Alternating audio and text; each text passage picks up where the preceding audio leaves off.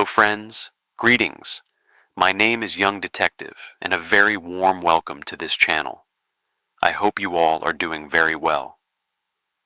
Today's story is a murder mystery that has remained a puzzle for almost the last 72 years.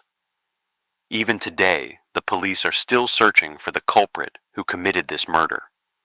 Countless detectives, police officers, and even the FBI, America's biggest investigation department, have tried to solve this mystery, but to no avail.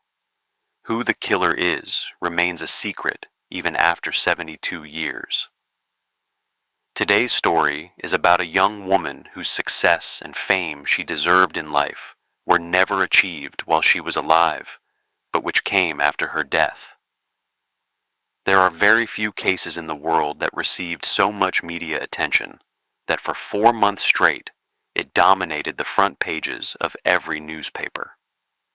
This story is about a 22-year-old woman in America whose dream was to work in Hollywood and become a successful actress.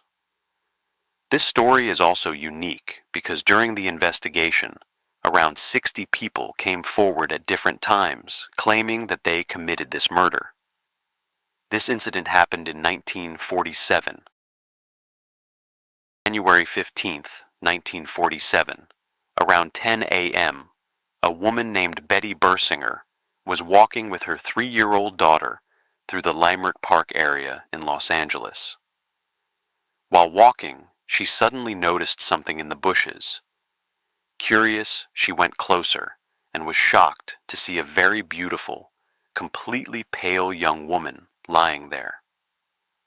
At first, she thought someone might have left her there, but as she looked closer, she screamed in terror and ran away.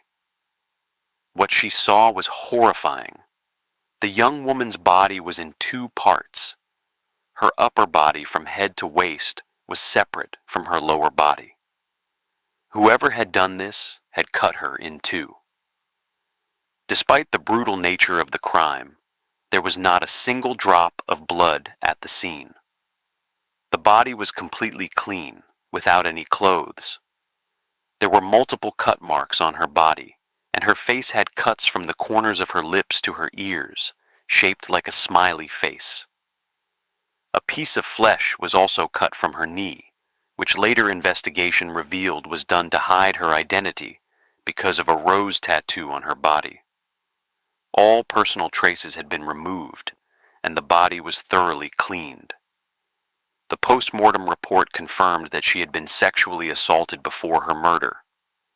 Rope marks were found on her neck, hands, and knees, indicating she had been tortured. The body had died approximately 10 to 12 hours before being found. The police began their investigation, starting with identifying the victim. It didn't take long. Within 60 minutes, they identified her for 2 reasons. She had applied for a job in the Army wing, and she had once been arrested in 1943 for underage drinking at age 19. U.S. law prohibits drinking until the age of 21. She was warned, fined, and released, leaving police with her fingerprints and records. The victim's name was revealed to be Elizabeth Short, a 22-year-old beautiful young woman.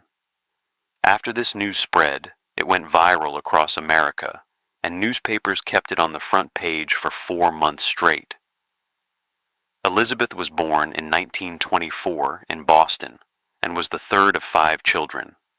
Her father, a golf course worker named Cleo Short, left the family when she was 5, and they moved to Los Angeles.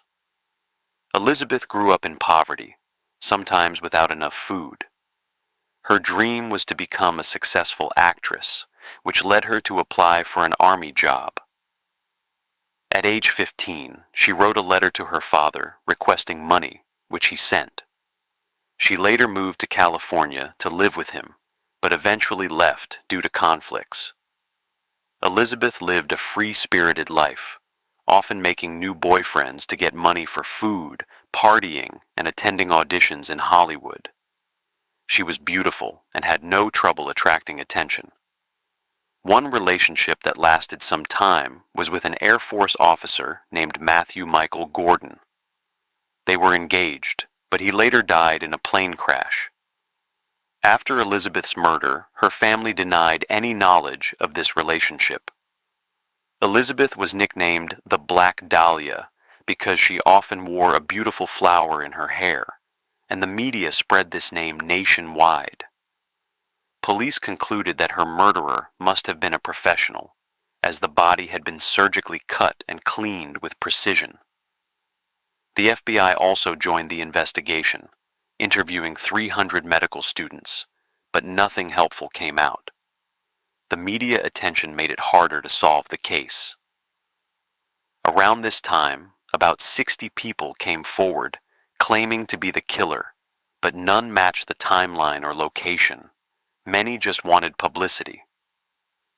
On February 23, 1947, 9 days after the body was found, the newspaper received a courier claiming responsibility for Elizabeth's murder.